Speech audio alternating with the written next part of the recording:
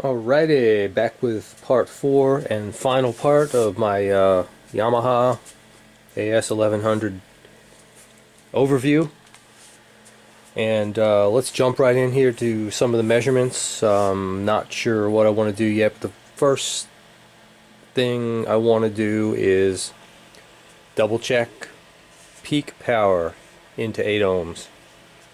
I believe, and I've got to check, but I believe Yamaha specs this out as 90 watts into 8 ohms. So I have hooked up 2 8 ohm dummy loads into the left and the right speaker outputs. I am inputting a 1 kilohertz sine wave, roughly 1 volt RMS. Follow that line along there into the left and the right CD inputs, and I have CD selected. And what I'm going to do is, first of all, I'm going to go ahead and turn up the volume to get about 1 volt.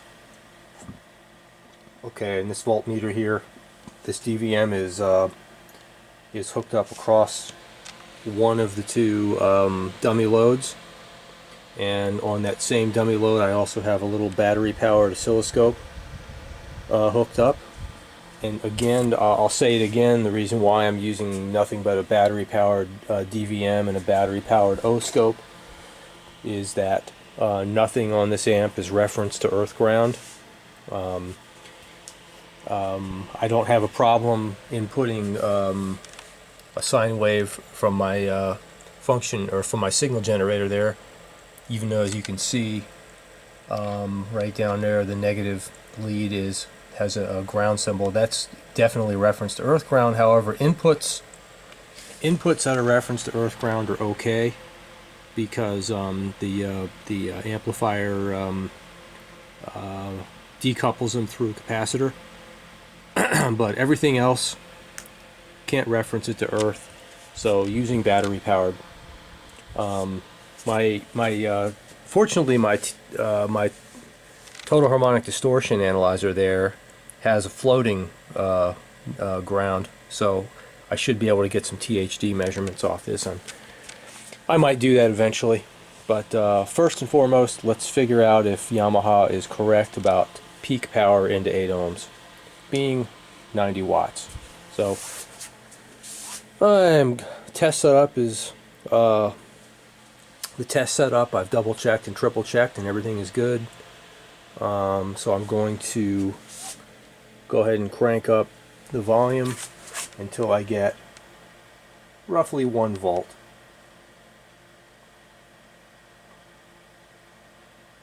RMS.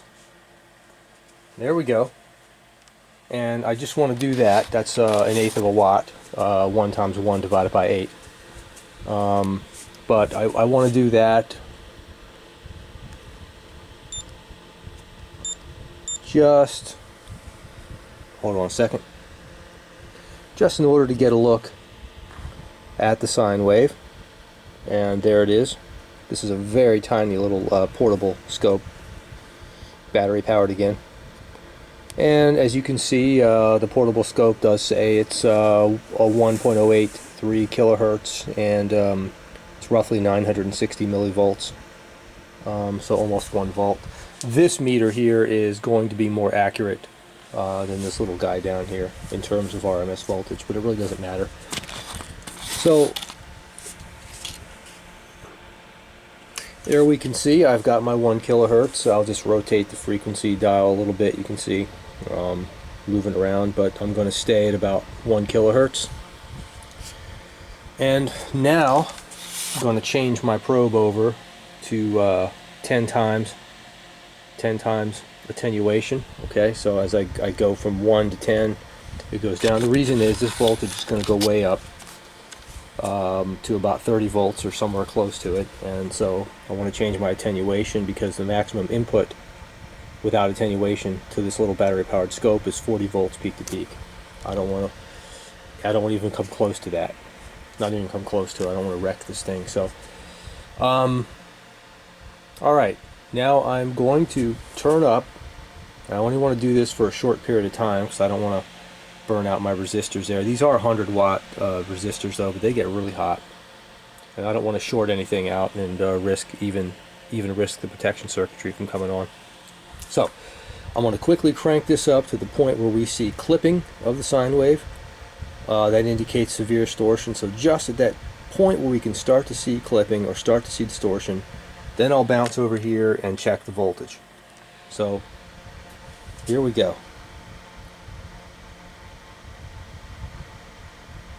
Boom. Boom, I'm right below clipping. We've got 27 volts. I'm going to turn this down now. We had 27 volts. So how much power would that be? Well, 27 multiplied by 27 divide by 8 ohms, and we have 91.125 watts. So Yamaha is accurate when they claim 90 watts. They claim this is a 90-watt amp into 8 ohms. And of course it can deliver extra power into 4 ohms. Do I have a 4 ohm dummy load? Oh, I don't know what this one is. Let me just see. There's a dummy load here, and yes, I've got 4 ohms. I've got a 4 ohm sine, 8 ohms. 4 ohms. I might hook this up. I might check the 4 ohms up. I don't really. I'm confident in that. I might not even bother with that, because really what I want to do, go ahead and turn this amp off. The next thing I want to do really is try, I've got a theory about how to determine how much Class A power this delivers before the amp converts over to Class B. And there's a little, go ahead and unplug the amp, but of course capacitors, I don't want to touch anything, but there is a little,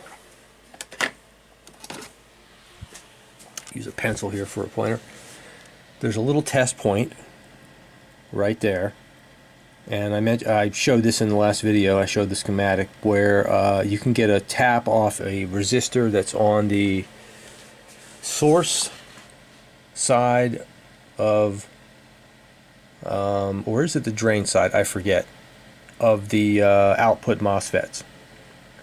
But regardless, there's a little resistor. It's a 0.1 ohm, and that little tap there allows us to measure the voltage directly across it, and any current flowing through that MOSFET should reflect itself across that resistor. And that tap only goes to one MOSFET of the two sides of the circuitron. So by looking at that, I should in theory be able to see when the amp switches over from Class A to Class B, because in Class A we should have a nice clean sine wave. In Class B we should have that little humpback wave where either the negative or the positive going side of the waveform begins to get clipped, and that's when it switches over to Class B. That's my theory, and I'm going to try it. If it doesn't work, well, big deal. So I won't know when this switches over to Class AB, or if it does. Is it possible this amp is Class A? Well, I don't think so, because they would have said it, I would have thought.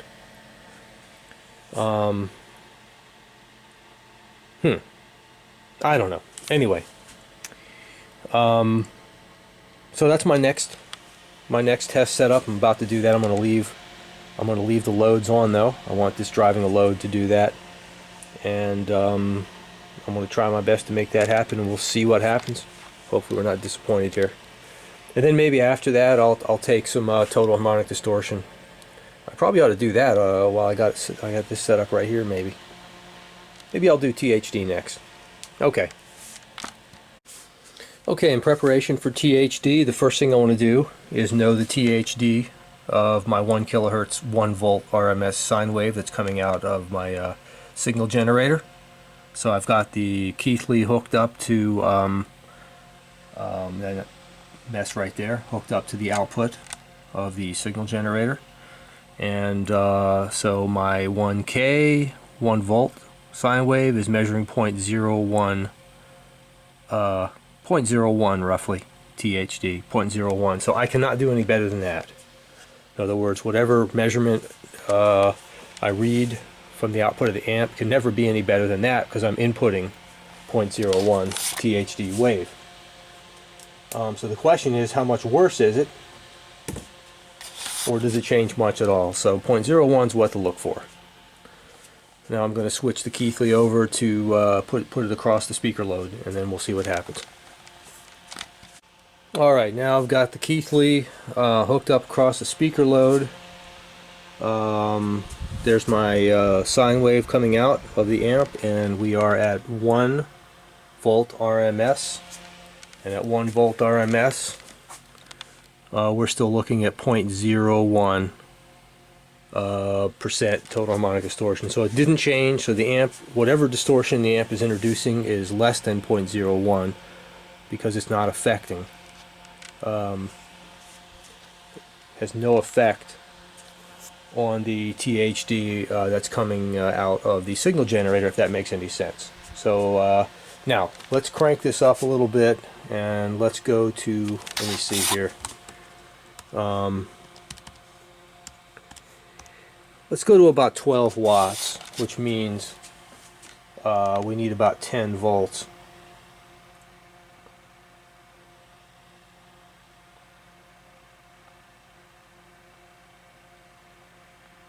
Roughly 10 volts RMS. Oops, wasn't okay.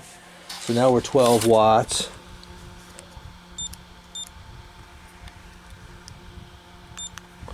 And 9.2 volts, still 1K.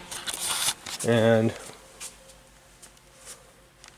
you can see that we are still at 0.01 percent THD, so that hasn't changed. No distortions being introduced. Now let's go ahead and watch what happens at clipping. Okay, there's clipping right there. Okay, let me take it down, give my resistors a break for a second. And we know that clipping happens around 20 some volts, 27 volts, but okay, hold on just a second.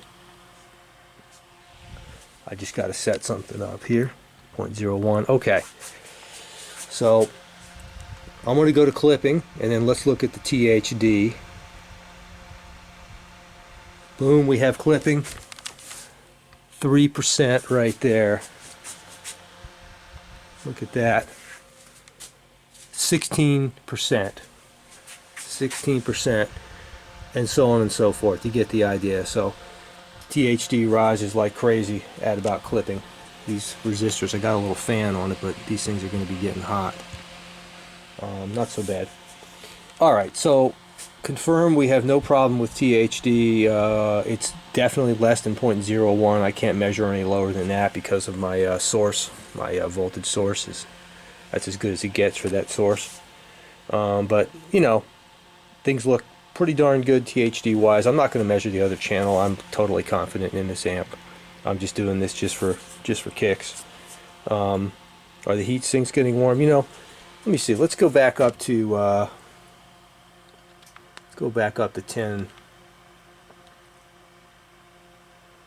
10 volts,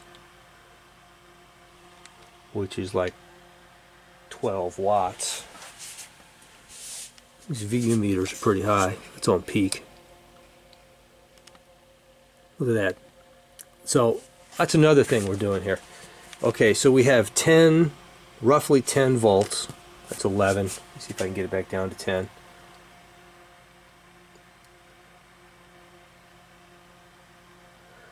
Okay, it's pretty sensitive, the volume knob. I'm turning the volume knob on the receiver.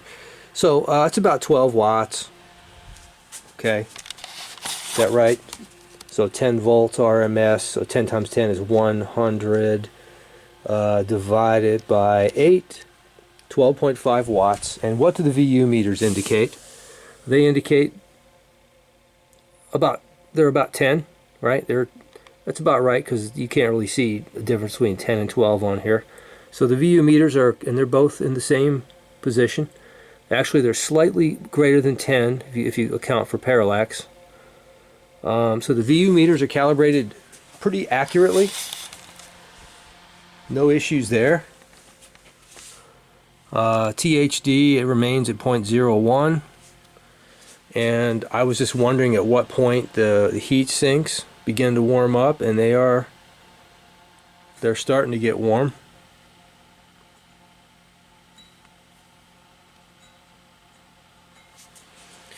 I'm using one hand, standing on an insulated mat, but it's still what I'm doing. It's kind of dangerous.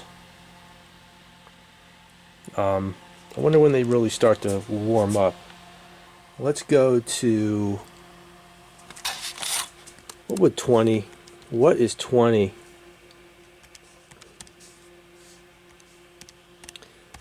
20 volts is 50 watts. So that's more than half. Steady state more than half, which doesn't happen that often with music signals. A sine wave test is freaking brutal on an amplifier. Okay, so that's like steady state 50 watts out of a 90 watt amplifier. And I'm not going to do this for too long.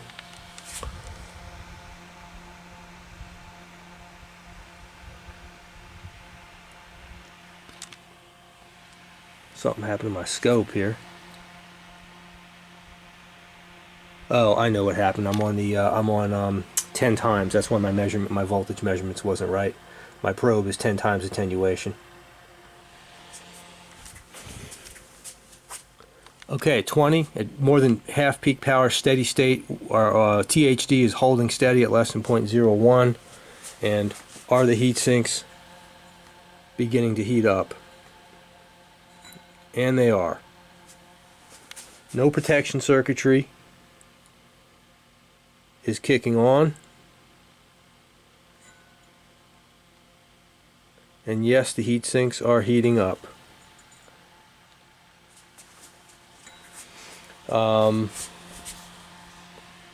20.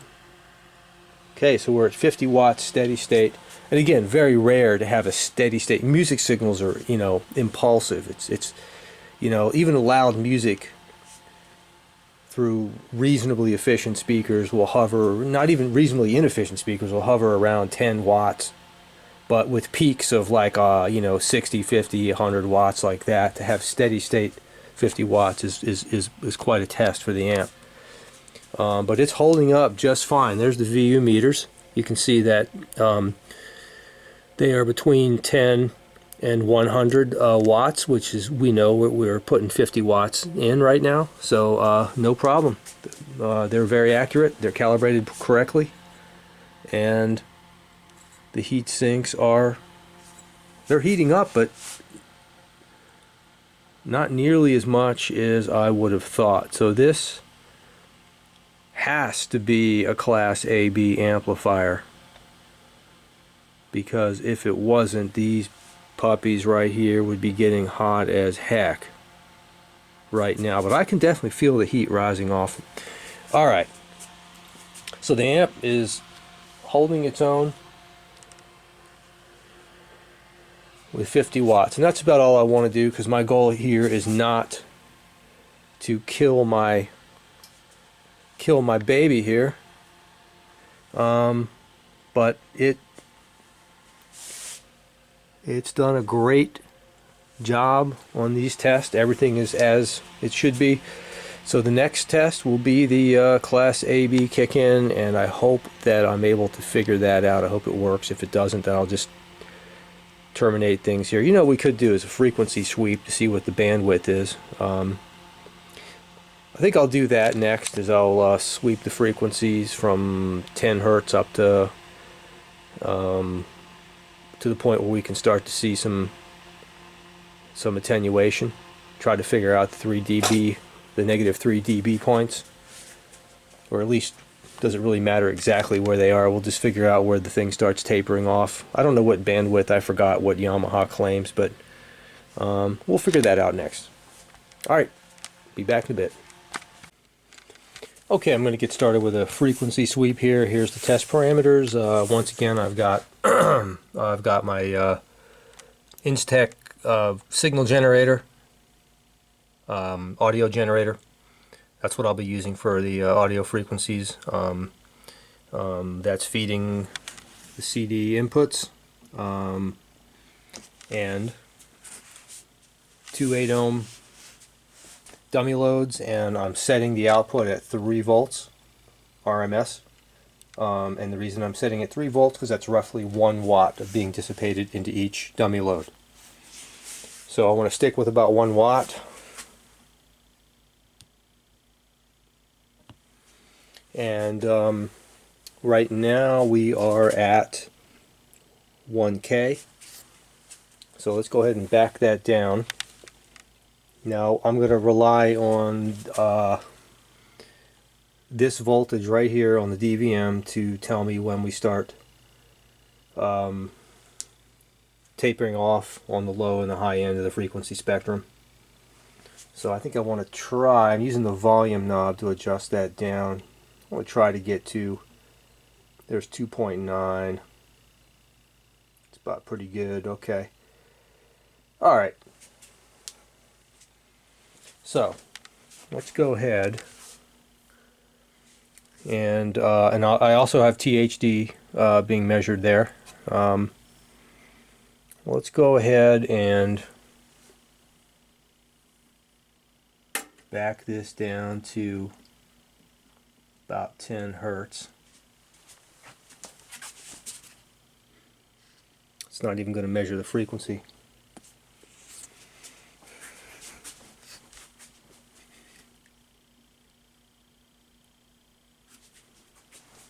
The THD, I don't believe the Keithley doesn't go below about 20 hertz. Just doesn't handle it for THD. I'm going to have to adjust the time base on here. Hang on just a second. Alright, so I'm currently at 20 hertz and we still have 2.9 volts. I'm trying to do this because I have to go back and forth and I don't want to touch anything inside the amp. Let me go down to 10 hertz. And at 10 hertz we're now 2.85, so it just starts to fall a little bit at 10 hertz and I can't go below that. So let's bounce up to 20 again, and we're at 2.92, and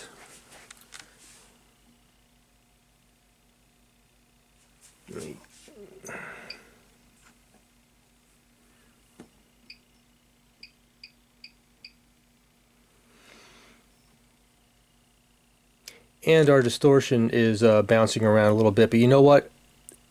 I don't know what distortion that puts out. The signal generator puts out at 20 hertz, so I can't tell you what's producing the 0.1% distortion I'm seeing here. It's probably the audio generator. It's not going to be the amp, but that's at 20 hertz. So let's go ahead and go up to 1,000 again. And there we are at 1K, and we're back at 2.9. No problem, 2.9 has been our standard. Alright, let's go to, click up the next level there, and now we're at 10K. We're at 10 kilohertz, and we are still at 2.9. Distortion's back to being really low. And now let's go to 100K, and I'm not getting a reading on there, but we're at 100K and we're now 2.5 volts. So let's back down from 100K and see where it gets up to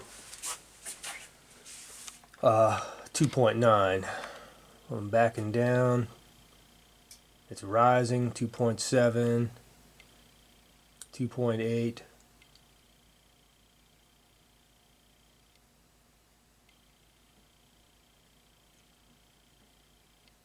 we're at 2.9 now.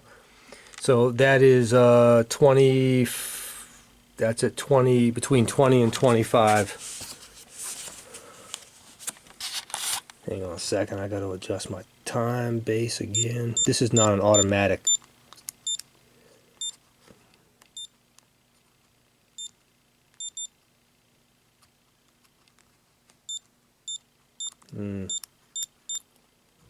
There we go. Okay, so we're at 22K and we're at 2.9. Let me go let me go out to 25. You see where we start to drop below 2.8. We go to 2.7. Stays at 2.8. It's dropping down. So 2.7 volts, and we're at about 50, about 55K, 53K. So, you know, this goes way out. This is dropping just slightly at 50K. So that's all I need to know. I don't need to calculate the exact -3 dB point, but it goes way out, and it goes way low too. It goes below 10 hertz. There are no issues here. Everything's confirmed just fine. Let me go back to 20, roughly 20K again. And there's our distortion remaining low at 0.01. Of course, that's the same as the input distortion, so this thing is handling that just fine. This amp is not adding any distortion. Whatever distortion it's adding, it's below 0.01%. They can't even be. I can't even measure lower than that, so no problem at all. So there's our heat sinks are cool. We've been at 1 watt. Okay, very good.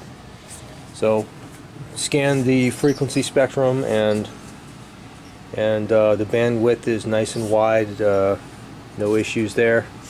Of course, I didn't expect there to be any issues with any of this stuff, given that it's a Yamaha. But all right.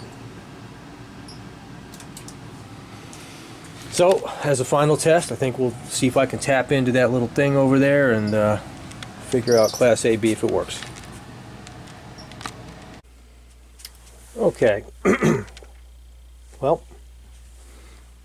it's a Class A-B.